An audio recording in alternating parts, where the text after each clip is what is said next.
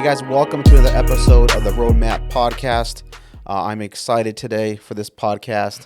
I got my childhood friend Nathan Staples here for an interview, man. So I'm super excited.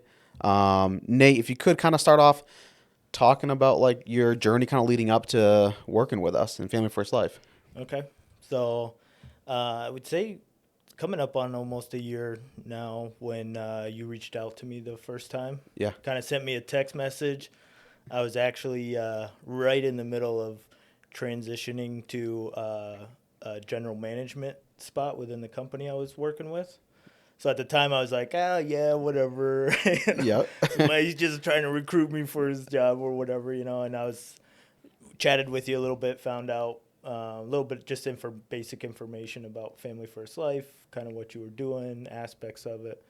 And then I worked throughout that year general management in the restaurant industry.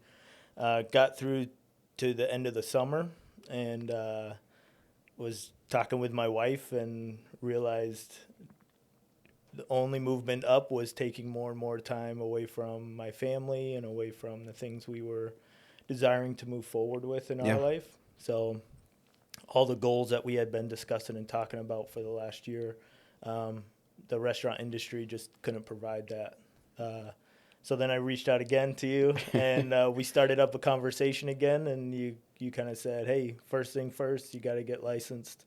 So jump on with that. Let's see if you can push through that and get licensed. At least you might fail. You even told me you're probably going to fail a couple times. Just push through and take it again. So I did, like, just poured in getting the education part done so I could jump in and look at the future as far as how my family and I wanted to move. So. Yeah. What were some of your reservations or fears with making the change? Because do you have any sales experience? No sales experience. No sales experience, right? No, so I think that's really big for someone coming on. Well, I don't have sales experience, right? Yeah. Because sometimes people see that I have sales experience. They're like, oh, so that's why he's good at it, right? Yeah. But it didn't matter. Like I've never sold life insurance before, right? So kind of talking about some of your like original fears getting into the business or like kind of reservations, I guess. Yeah. I mean, I've never worked a job where I had to sell to somebody. Most people were coming into the restaurant because they wanted food. Made my job easy. And then kind of the mindset getting in my first few calls and different stuff was just getting over the rejection aspect of it. When you're in the food industry, most people aren't rejecting your food and what you're offering. And so I think that was difficult for me mindset wise. You're the day-to-day calling, just trying to find families that are looking for that help. You get all kinds of people. So you get people that don't want it, and that rejection can be hard sometimes. So definitely I would say even the first 3 weeks was a big mindset issue for me. Yeah. Kind of tell me about those. So you've been here how long now? About 6 weeks. 6 weeks, and you're starting to crush it. Yeah. Right. Tell me about those early weeks. What was kind of your mindset, some of your struggles, some of the things that you had to overcome? Then now kind of looking back after 6 weeks, like what's that journey been like for you? Yeah. So, I mean, I'm still new and still working on it, but it was definitely like believing in myself that I could do it. So just talking with different people, talked with you, obviously, talked with Matt, talked with Greg, talked with Andrew, Glenn, like I just read David, like I reached out to a bunch of people trying to help myself understand like this is a normal process. Like I was telling myself, you don't know how to do sales, you can't do this, and then like just breaking it down with the people who were above me, where they're like, you talk to people every day, like that's what this business is. Just talk to people. You care for people. Like let that show when you're talking to them.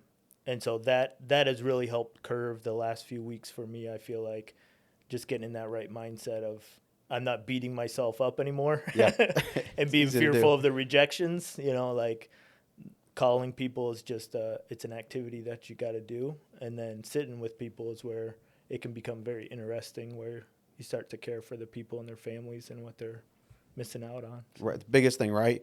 That's the biggest thing as a new agent, right? Is like you're so worried about all your personal feelings and how you feel, right? But when you can make that mind switch of like, hey, I just need to help this client. Yeah. When you put the client first, that's what helps me. Hey, if I put the client first, they're gonna feel that. Yeah. And in my presentation, and actually you start to care about them, and Yeah. it comes over, and generally it leads to Yeah. helping protect a family. And you can tell the difference in those meetings. Like you can tell when you're still worried about, am I saying the right questions? Am I doing this? You're focused on you, and you're not truly understanding their situation and what they're needing. And 100%. and without doubt, there's always people. I got to think about it, or I don't know if now's not the right time. And it's because I was focused on, am I making this presentation perfect instead of just listening to them and what their need was. 100%. What advice? Because a lot of people have some reservations about financial services and life insurance, right? What advice would you give to someone who's looking at this opportunity? What advice would you give them 6 weeks into it so far? I would say, understand your goals in life, what you want to do, and then you gotta fight a little bit for what you want in life. 100%. As things don't just fall in your lap randomly. You gotta fight for what you want, and it's definitely pushing through those hard times that mentally you don't want to wake up, mentally you don't want to get on the phone, mentally you don't want to be there that day, but like just pushing through that gets Yeah. you to the times where you can rejoice with the team, rejoice with everybody who's helping families left and right. And um, for me, that's what it's all about. Is just you got to push through. You gotta want to succeed here. Yeah. It's not just gonna fall in your lap. 100%. It's been cool to kind of see your growth, right? The first week it was one sale, right? Yeah. And then the next week I think you got two sales, right? Yeah. And then it's been a steady crock pot growth, which I think is really important. I think when an agent comes in and they protect 4 or 5 families in a week, their first week they're like, oh, this is easy, right? Which again, it's simple, right? It's a very simple process, but I think sometimes their expectations are then set there. Yeah. Where like for me, the first person I sat with, I sold and I protected, right? So I was like, I am God's gift to life insurance, like, and then I blinked the next couple of days, and right, it was that natural, like I need to get my butt kicked and that reality check for myself. So I think it's been a really cool, like, again, with you not having any sales experience, just when you see the more the people that you start to work with here, a lot of them just average Joes, right? Yeah. We're not God's gift to life insurance. We're just trying to help other people, right? Which is what business is all about. So so I think a lot of people, when they're looking at this opportunity, the biggest thing for me is like, hey, can I work with someone who cares about me, right? Can I work with someone who is a good mentor that's doing this at a high level, right? So I was kind of looking for that. Like, that was my fears getting into this, because I didn't want to. I wanted to make sure that I had someone that was going to look out for me, because I'm leaving my career 13 years. Yeah. So what has the support been like since you've been here? The support has been honestly phenomenal. Like even if you're busy talking with a family, or Matt's talking with somebody, I don't. It's not like I have to sit and wait. I've got another 5 people that are no connection to me. They're not. It's not like they're gonna make anything from helping me. It doesn't benefit them in any way, but they're so willing to help out and talk you through, whether it's the mindset, whether it's with a family and you need help understanding what the best move forward is. Everybody's willing to jump in and help you out. And that's something in a lot of industries that you just don't see. No, I've obviously been in sales for a little bit, right? And nor the industry do people like share their secrets and like want you to succeed. Yep. They want to succeed. They want the spotlight.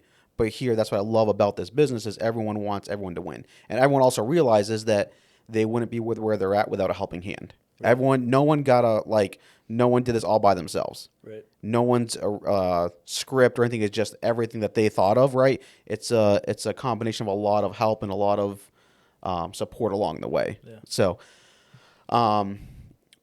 obviously, what are your goals? We're just getting into 2024.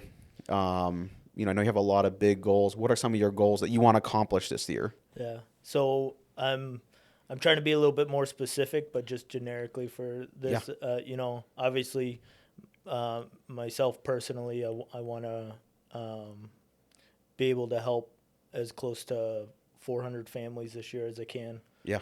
But I also am seeing the importance of also team building as well, and so I also am wanting to start that team building process, even for myself under me, um, and just create that atmosphere of helping and doing what I can to help have others meet their goals in life and what they're looking for as well. So Yeah, I have zero doubt that you're gonna crush all those goals. yeah, So, I think those are some really good goals. And nothing like bringing someone in and mentoring them, right? That'll get you to level up, yeah, right? My guy was Travis when I first got in the business, right? It was like, okay, he's got a family, he's got kids. There's zero chance I let him fail because he's like I'm bringing him. He's getting out of his comfort zone, right? Which is a lot of people don't like to get out of their comfort zone, yeah, right? They're used to a W-2 consistent paycheck, and they think of, hey, if I leave this, I could, a lot of things would go wrong, right? yeah, So I always tell people, like, if you're gonna make this decision, like, burn the ships, right? Go all in. I think it's really important to be coachable and be a hard worker, right? You can put the work in, but saying does be coachable. I think the biggest thing with training people for years before this is the ones that came in and that worked extremely hard and were coachable were the ones that always succeeded. But if you came in with a big ego, can't build a big business, right? So that's what I really liked about working with you so far. Obviously, we're childhood friends, yeah. but I think just you're extremely coachable. And you have a hunger to continue to get better, right? And then you're also just putting in the work every single day. First one on, last one to leave, and it's gonna lead to some pretty big things this year. So Yeah. I'm excited to see what the next couple months are, and then the next 6 months, and then the next year. yeah, See where it takes us here. So love it, man. Well, let's get it. let's So, go. all right, guys, it's been another episode of the RoadMap podcast. Appreciate you guys joining. See you next time.